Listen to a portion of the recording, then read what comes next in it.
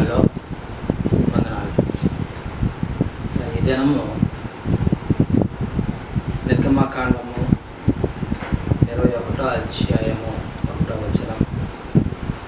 నీవు వారికి నియమింపవలసిన న్యాయ విధులేమనగా, ఇక్కడ మోషే గారికి తండ్రి అయిన యావే వారికి న్యాయ విధులను మరి తెలియచెప్పు, వారు ఆ విధంగా న్యాయ విధులను అనుసరించి వారు జీవితాలను జీవించాలని వారికి తెలపమని ఈ విధముగా తెలియజేస్తూ ఉన్నారు. మొదటగా దాసుని గురించి న్యాయ విధులను తెలియజేస్తూ ఉన్నారు. ఈ దాసుడు హెబ్రీయుణ్ణి వెల ఇచ్చి కొన్న హెబ్రీయుడు 6 సంవత్సరములు దాసుడిగా పనిచేస్తాడు.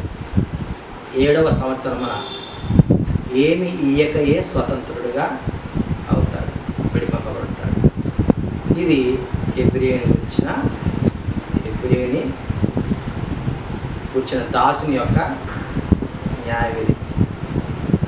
ఒకవేళ దాసునికి భార్య ఉండిన, ఆ భార్య దాసుడు ఇద్దరు కూడా స్వతంత్రులు అవుతారు. ఒకవేళ యజమానుడు దాసునికి భార్యనిచ్చిన,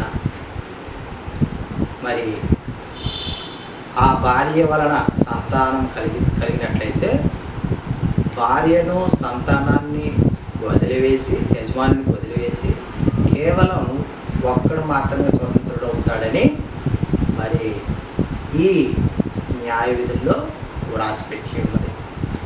ఇంకొకటిగా, అతడు నేను నా భార్యను, నా పిల్లలను, నా యజమాని నేను విడిచి వెళ్ళనని మరి ఆయన నిశ్చయించుకుంటే యజమానుడు మరి అతని చేతి కుదురుకి మరి ఒక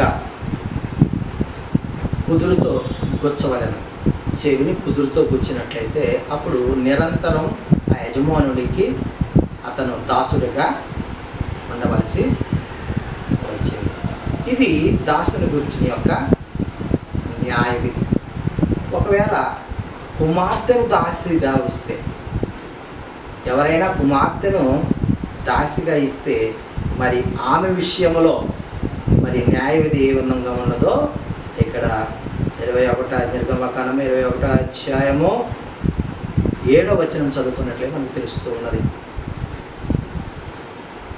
ఒకడు తన కుమార్తెను దాసిగా అమ్మిన ఎడల దాసులైన పురుషులు వెళ్ళిపోయినట్లు అది వెళ్ళిపోకూడదు.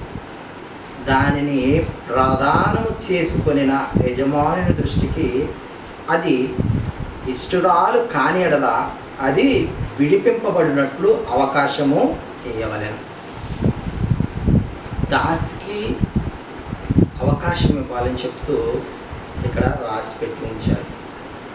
దానిని వంచినందున అన్యజనులకు దానిని అమ్ముటకు వానికి అధికారం లేదు. యజమానునికి ఆ దాసిని అమ్మటానికి అధికారము లేదు అని మరి లేఖన భాగంలో తెలియజేస్తూ ఉన్నది.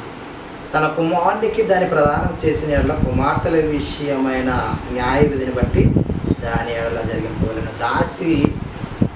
దాసిని తన కుమారుడికి ఇచ్చి భార్యగా ఇస్తే తన సొంత కుమార్తె ఏ విధముగా మ్యారేజ్ చేస్తాడో, ఏ విధంగా ఇచ్చేస్తాడో ఆ యజమానుడు ఆ దాసి ఎడల ఆ కుమార్తె ధర్మమును జరిగించవలసి ఉన్నదని ఈ న్యాయ విధి తెలియజేస్తుంది. ప్రియ దేవుని సంగమ, న్యాయ విధిని బట్టి దాని ఎడల జరిగిపోవాలి. ఆ కుమారుడు వేరొక దాన్ని చేర్చుకొనినను మొదటి దానికి ఆహారమును, వస్త్రమును, సంసార ధర్మమును తక్కువ చేయకూడదు. ఈ మూడును దానికి కలుగు చేయని ఎడల అది ఏమీ ఇయ్యకయే స్వతంత్రురాలైపోవచ్చు. ఇవన్నీ జరిగితే అప్పుడు ఈమె తప్పు ఏమీ లేదు అని అప్పుడు స్వతంత్రురాలైపోవడానికి అవకాశం ఉన్నదని లేఖన భాగం అంటే న్యాయ విధి తెలియజేస్తుంది. సోదరులారా, దాసుల విషయంలో మరి ఆ హెబ్రీయుల యొక్క విధానము, న్యాయ విధి ఈ విధంగా ఉంటుందని మోషే గారికి మరి తండ్రి అయిన యాహ్వే వారు తెలియజేసినట్లుగా మనం ఇక్కడ చూస్తూ ఉన్నాం. ప్రియ దేవుని సంగమా, మనము కూడా దాసి ఎడల ఎలాగ జరిగిస్తున్నామో అది చట్టపరముగా న్యాయపరంగా ఉన్నదా, లేదా వారిని కఠినతరముగా హింసిస్తున్నామా అనేది మీరే ఆలోచించుకొని తగు రీతిగా మరి న్యాయ విధి ఏ విధంగా ఉన్నదో అట్టి రీతిగా వారి ఎడల జరిగించవలసిన వారమే ఉన్నామని ఇదేమో తెలియజేస్తూ మరి ఆమె